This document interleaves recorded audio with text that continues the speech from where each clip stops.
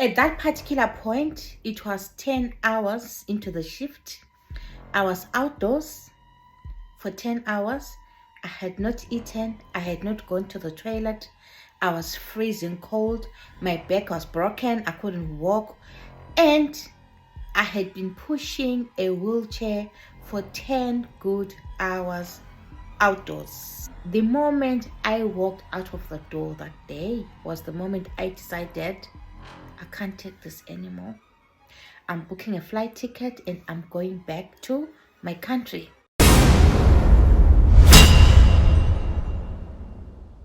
What is up, guys? Welcome back to my channel, the channel where we keep things real. So in today's video, I'm going to be sharing with you one particular experience which led me to say, you know what? I'm packing my bags, I'm leaving, I'm going back to my home country.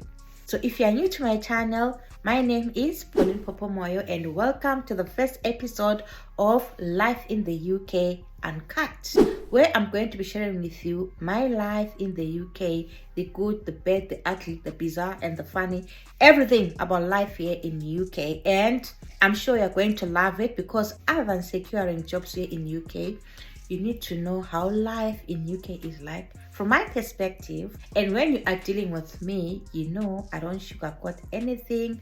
I keep things real. For the returning subscribers, thank you so much, guys, for your love and support. I really appreciate each and every one of you. I'm sure you're wondering why I look like this. I was just doing my hair and I don't mind looking like a wee boy because whenever I go to work looking like this, they call me a wee boy. Anyway, without wasting any of your time, let's dive into today's video. I'm a savage. So guys, one boring thing about coming to UK before you are a PIN nurse is that you are going to be working as a pre-registered general nurse. And when you are working as a pre-registered general nurse, there are no clear-cut duties for you. Basically, they don't tell you, but you are going to be working as a healthcare assistant. You're going to be working as a senior care assistant, and they expect you to assume the roles of a senior care assistant. I, for one, I assumed the role of a healthcare assistant when I came here to UK, and I was happy enough with that because I had already been warned by people who had come before me that this is what you are to expect. So for those of you who are going to be coming to work in care homes, be rest assured, even if you've got 10 years experience, you're not going to be giving drugs, you're not going to be dressing wounds. If ever you are to do that, you're supposed to be doing it under direct supervision because you are not a PIN nurse and you are not deemed competent until you have a PIN. And what do I mean by a PIN? I mean until you pass the objective structured clinical examination known as the OSCE, which is done here in UK. And in my opinion, I feel OSCE should be done before you come to UK because sometimes you become a subject of ridicule. For example, you come, you are preparing for your OSCE, maybe you go for a first attempt, you fail. You go for a second attempt, you fail. How do you think you are going to be feeling as an individual? Because you are going to be going back to work where you are expected to be a nurse, but you are working as a care assistant, and tomorrow you, the nurse who has failed once, who has failed twice, you are expected to be the one who is going to be the nurse in charge of the healthcare assistants who have watched you go and do your OSCE and fail once and fail twice and fail 3 times. Are you going to have that respect? You comment down below. Anyway, I digress. So when I came here, I was also working as a healthcare assistant. And one fine Sunday when I went to work, I was told that I'm going to be working as a one-to-one. I had no idea what a one-to-one is. And I was given very little explanation of what a one-to-one is. And a one-to-one, guys, is you're going to be taking care of one resident from morning to sunset, which means you are spending the whole day with them.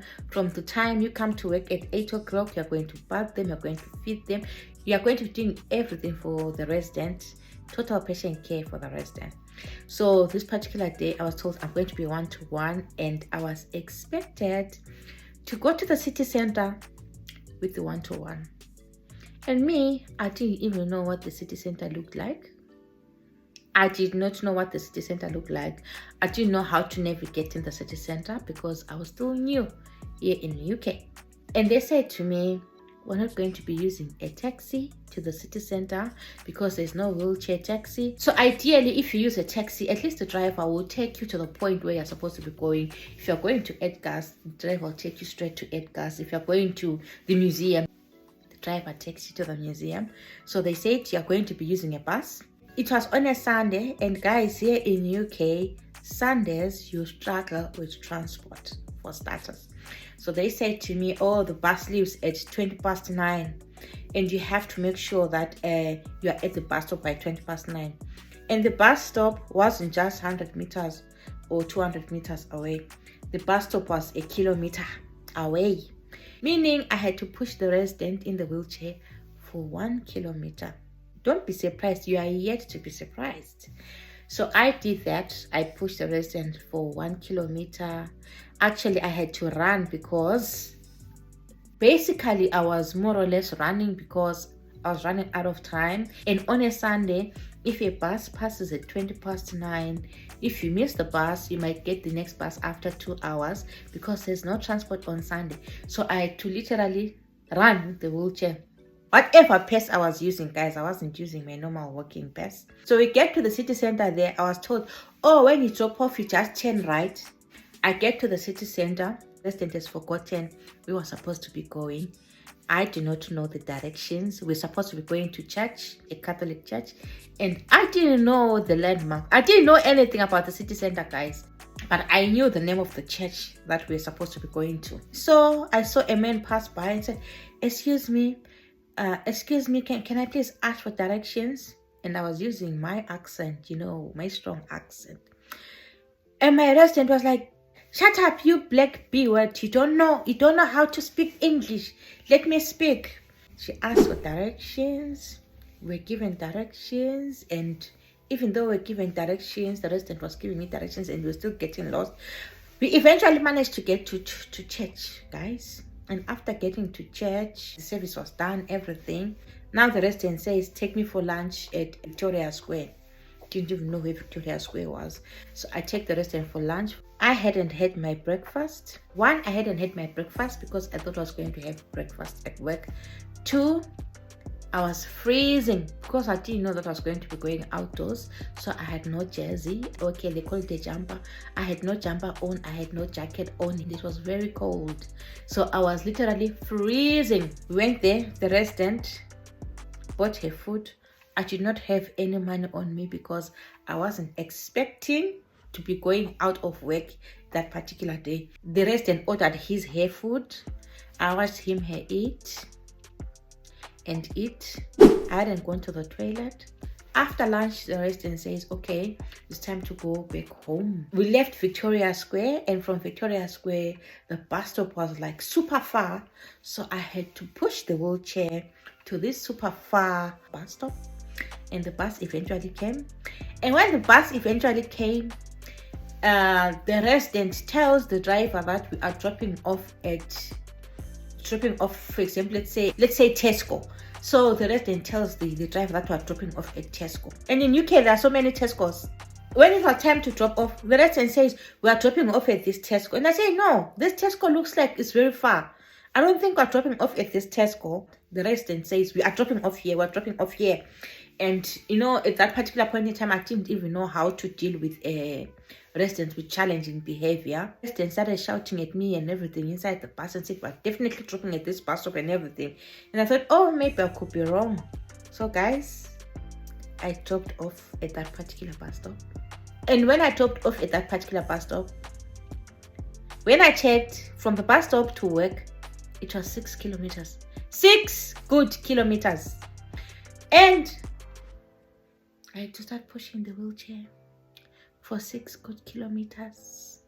It was cold, but the sun was out. But it was cold. That's how UK is like, to be cold, but the sun is out. The sun was out, but it was cold, and the sun was painful on my skin. But I was freezing. It was. So guys, I started pushing the wheelchair. 6 kilometers.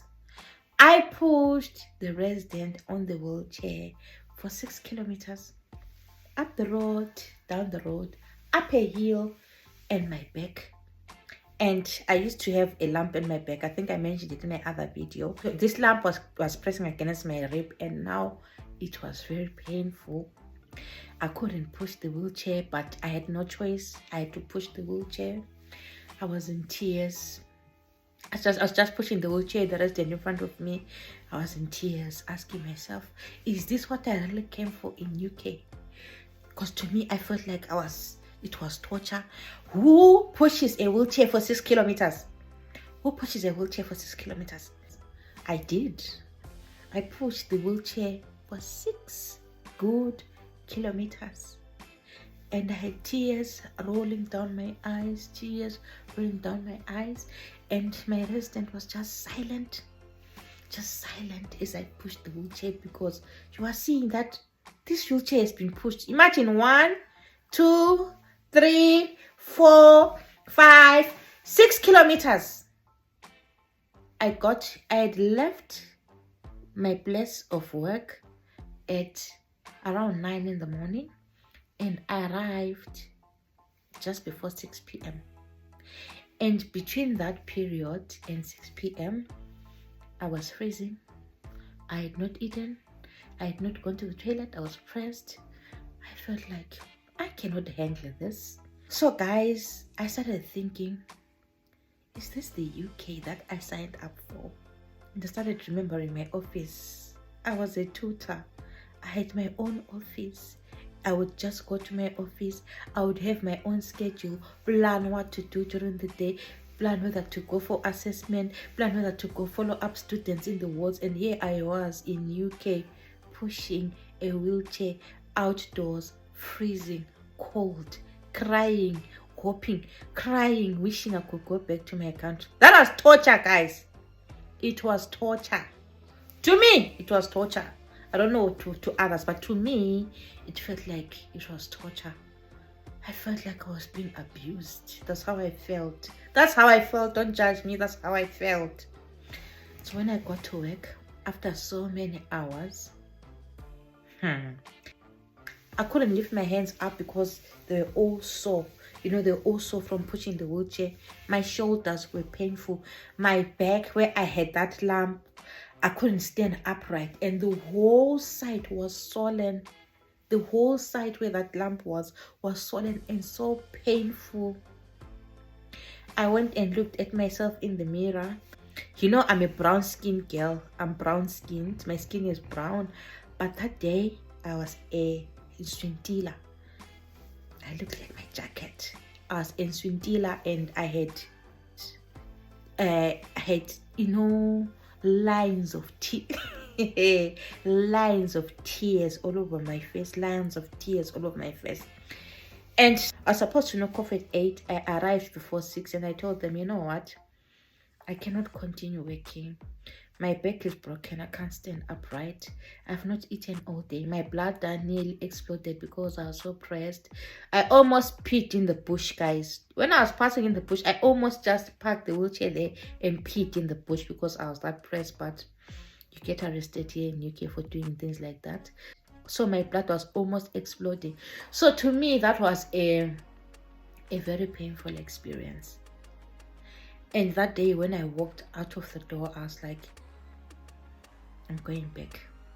So I couldn't finish the shift because obviously I was battered and bruised. I left, and at that particular point in time, I was staying at a B&B, and the person and the owner of the B&B was such a wonderful man. When I got there, he was like, what's wrong? What happened? So I related my ordeal that I pushed a wheelchair for 6 kilometers. I want to now go back home. I don't want to be in UK anymore. This is not what I signed up for, and stuff like that. Then I was like, there's nothing like you're going back home. You need to learn to stand up for yourself. You cannot let that happen anymore. There is no way you can fly kilometers and kilometers away, and when you get here, you say you're going back home. You are not going back home. You are going to learn to stand up for yourself and learn to say no. If you are not able to do a task, learn to say no. So you are going to be going back to work. And when you go back to work, make sure that if it's a task that is beyond your capabilities, you say no. Learn to say no. Because here in UK, there are laws. If something is beyond your capability at work, learn to say no. So you're going to go back to work, and next time they say you're going to do a one-to-one, you say no. And for sure, when I went back to work, when they said I'm going to do a one-to-one, I said no, I'm not going to do one-to-one anymore, because one, my break broke the other time. Two, this lamp is painful and I can't even work because of the pain. And three, I'm going to report to my union that you're abusing me. And that was the last time I did a one-to-one, guys. And I'm sure even if it was you, if you were to experience such a thing, you definitely want to pack your bags and go back home. So what you have to know, guys, is that when you come here to UK, sometimes it's not going to be easy peasy lemon squeezy, especially the first days. First days are not going to be easy because you're going to be working as a healthcare assistant. Sometimes it's very difficult to work as a healthcare assistant because in some of our countries, a healthcare assistant is a healthcare assistant. A nurse is a nurse. A nurse does not do the duties of a healthcare assistant. And if you're coming from that country, you find it challenging because you'll be doing things that you're not used to doing. And you also find it challenging because sometimes when you come here, you're working as a healthcare assistant, and the person that you are reporting to is another healthcare assistant. You are being groomed, you are being oriented by another healthcare assistant, and tomorrow you're going to be the nurse in charge and in charge of that healthcare assistant. So imagine if you've been doing blunder after blunder after disaster, then tomorrow you're the very person who's going to be saying, I'm the one in charge here, listen to me. Do you think the person is going to listen to you?